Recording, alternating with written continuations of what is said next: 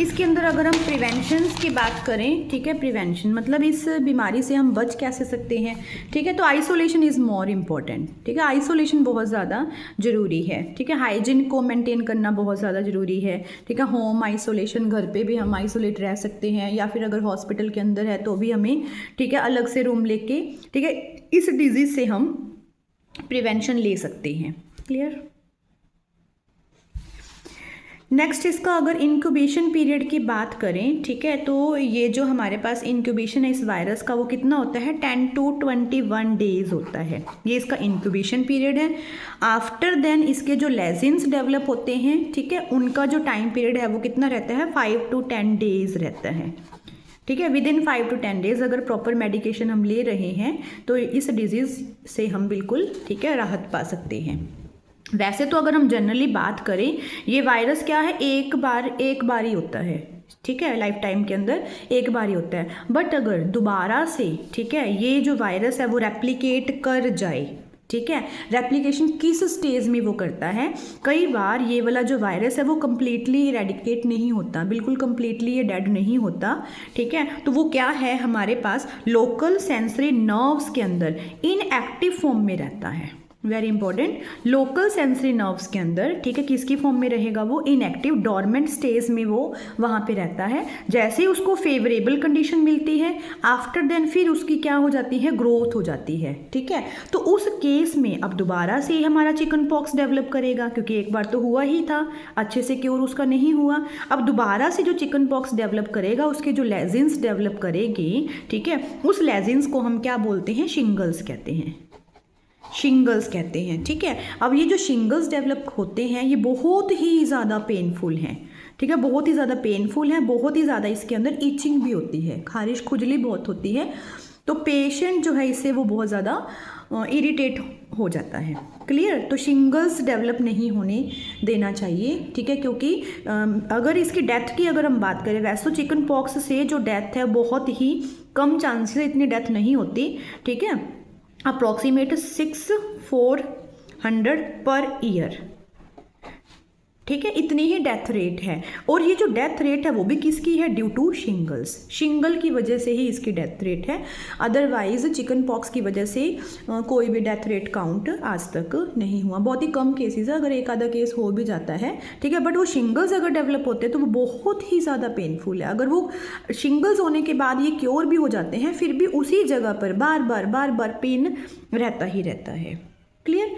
Next हम diagnostic test की अगर हम बात करें, ठीक है, हम कैसे इसको डायग्नोज कर सकते हैं, ठीक है, मैंने अभी बताया ही है। बेसिक तो इसका क्या है, फिजिकल एग्जामिनेशन है, ठीक है, फिजिकल एग्जामिनेशन, ठीक है, फिजिकल एग्जामिनेशन से हमें पता चल जाता है कि हमें चिकन पॉक्स है या फिर हमें स्मॉल पॉक्स है, दोनों का ही मैंने बता दिया, ठीक है। तो चिकन पॉक्स की अगर हम बात करें, ठीक है, तो इसका एग्जामिनेशन मैंने अभी क्या बताया था कि जो हमारे लेजेंस है वो कहाँ पर होंगे, आउटवर्ड होंगे, बाहर की तरफ होंगे, माउथ के ऊपर होंगे, ठीक है, हमारे आर्म्स के ऊपर होंगे, लेग्स के ऊपर होंगे, ठीक है। तो फिजिकल एग्जामिनेशन, डॉक्टर को हिस्ट्री बहुत अच्छे से पता होती है, तो हिस्ट्री के थ्रू भी वो पता कर लेते हैं कि हमारे पास जो डिजीज़ है वो चिकन पॉक्स है या फिर स्मॉल पॉक्स है। सेकंड, अगर हम डायग्नोस्टिक टेस्ट की बात करें तो इसके अंदर हम PCR लगाते हैं, ठीक है, स्किन लेजेंस का ही लगाते हैं, मतलब स्किन के ऊपर जो लेजेंस हो रखे हैं, ठीक है, उसके अंदर हम फ्लूइड, ये लिक्विड जो है, ठीक है, उनको बाहर निकाल के उनका क्या लगाते हैं, PCR लगाते हैं, ठीक है। तो PCR लगा के भी हमें पता चल जाता है कि जो डिजीज़ है हमारे पास वो कौन सी है।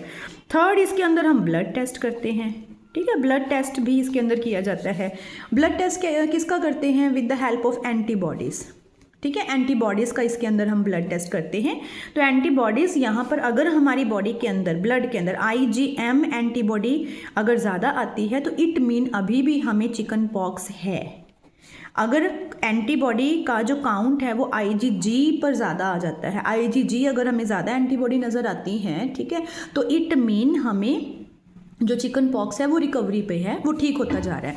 IgM का मतलब तो क्या है, ज़्यादा है, अभी भी वायरल बॉडी के अंदर ही है। अगर IgG आए, ठीक है, ब्लड टेस्ट के अंदर, तो वहाँ से हम आइडिया लगा सकते हैं कि हमारा जो चिकन पॉक्स है वो धीरे धीरे करके क्योर होता जा रहा है, ठीक है। अब मेन इसकी जो बात आती है बेटा वो क्या है, मेडिकल ट्रीटमेंट की, ठीक है, मेडिकल हम कैसे इसका ट्रीटमेंट कर सकते हैं। तो इसके अंदर अगर हम मेडिसिन की बात करें, ठीक है, तो कौन कौन से इसके अंदर ड्रग्स दिए जाते हैं, एंटीवायरल, ठीक है। सेकंड एंटीपायरेटिक भी दे देते हैं, ठीक है, मैं 1 बाय 1 बताऊंगी।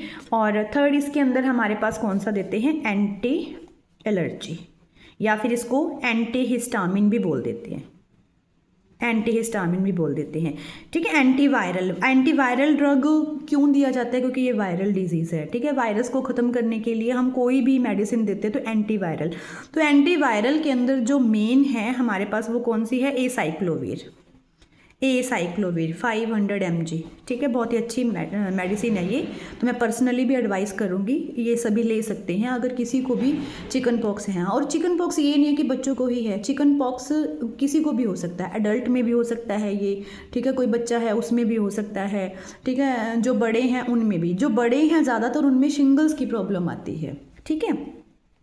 तो और एंटीवायरल के अंदर ड्रग की बात करें तो कौन सा ड्रग आ गया इसके अंदर, एसाइक्लोवीर है, ठीक है। फ्लेमिसाइक्लोवीर भी हम इसके अंदर दे देते हैं, ये सेम ही है, ठीक है। जैसे ये मेडिसिन मैंने यहाँ पे आपको बता रही हूँ, ठीक है, पेनवीर 500, तो ये एसाइक्लोवीर का ही कंपोनेंट है। कंपनी अलग अलग हो सकती है बट ये मेन बहुत ही इफेक्टिव मेडिसिन है, ठीक है, चिकन पॉक्स के केस में, ठीक है। तो ये तुम ले सकते हो, डॉक्टर ज़्यादातर यही रिकमेंडेड ही करते हैं, क्लियर, ठीक है।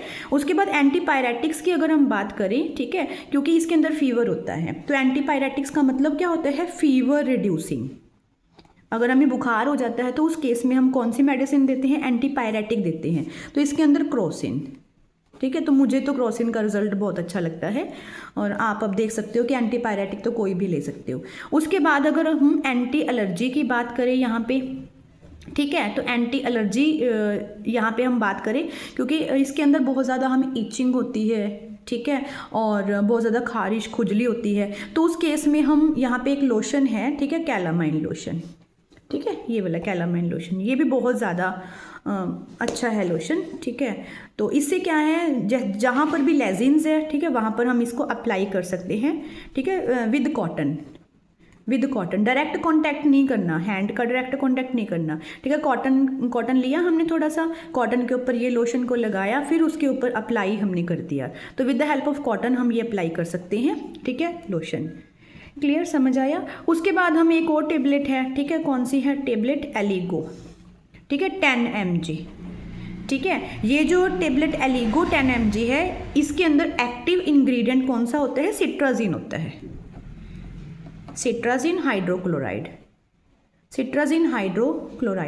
क्लियर। तो सिट्राजिन हाइड्रोक्लोराइड, ठीक है, तो ये टेबलेट भी हम दे सकते हैं, क्लियर। तो ये सभी के सभी हमारे पास क्या आ गया, इसका मेडिकल ट्रीटमेंट है। आजकल तो वैक्सीनेशन भी आई हुई है, ठीक है, तो वैक्सीनेशन की अगर हम और बात कर लेते हैं, ठीक है, वैक्सीनेशन, तो अगर किसी भी पर्सन को अभी तक भी कोई वैक्सीन नहीं लगी है चिकन पॉक्स की, तो वो ले सकता है, अभी भी ले सकता है। ये नहीं होता कि हम छोटे हैं तभी हमें वैक्सीनेशन है, तो अभी भी इसकी वैक्सीनेशन ले सकता है। वैक्सीन के अंदर हम अगर बात करें तो वेरिसेला वैक्सीन, इसके वायरल के नाम से ही निकाल रखी है, ठीक है, वेरिसेला वैक्सीन, इसको हम क्या बोल देते हैं, चिकन पॉक्स वैक्सीन भी कह देते हैं, ठीक है। सेकेंड हमारे पास कौन सी वैक्सीन है, जूस्टर वैक्सीन,